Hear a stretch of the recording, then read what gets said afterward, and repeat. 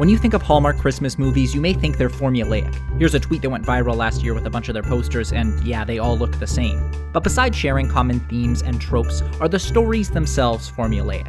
In other words, is the story structure of these movies as plug-and-play as we imagine? To find out, we broke down 10 Hallmark Christmas movies, and what we found was not what we expected at all. So let's see why. This video is brought to you by Plotwell. To start, let's define what we're looking at. When we say story structure, we're talking about key events and when they happen in a story. This doesn't include broader ideas like the genre or theme because yes, all of these movies are romances set around Christmas. It also doesn't include tropes. For example, a bunch of these movies include a decorating montage set to music, but that doesn't mean it's a key event or even important to the story. We're also looking at the story's structure, not the idea. So even though you could sum up most of these movies by saying it's about someone traveling to a new place, meeting their soulmate, working with them right before Christmas, and falling in love, that doesn't mean every story is structured the same way. So the question we're asking is, do the key events in these stories happen at similar times and in similar ways? You might think the answer is yes. The lovers will meet at 15 minutes, kiss at 30, break up at 45, and get back together right before the credits. That's certainly what we thought. But then we started breaking them down. Here are the 10 movies we selected and a visualization of each. To understand what these mean, we'll need to look at one up close. There are 4 red bands and 1 break that represent the 5 key moments we tracked through each movie. When the story starts, when the situation changes, when the stakes are raised, when things fall apart, and when things resolve. The symbols and their official names are from Plotwell's Universal Story Language, which you can learn more about in the description. This specific visualization covers Holiday Hearts, a story about Peyton and Ben taking care of a friend's daughter while he's in the hospital. Here are the 5 moments in action.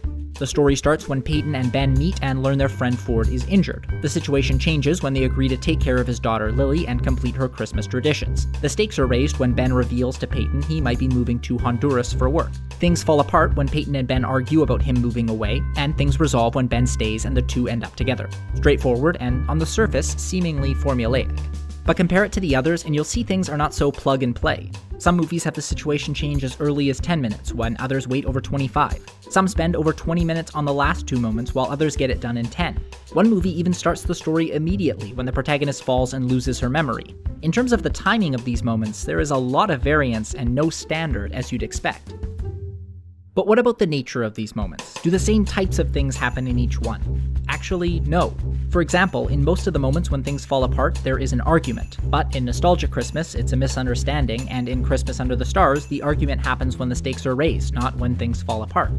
Another great example are the kisses. You might think kisses always happen at the same time, right before a commercial break. But actually, no again. Lots have the first kiss at the end, but Our Christmas Love Song and A Homecoming for the Holidays both have kisses in the middle.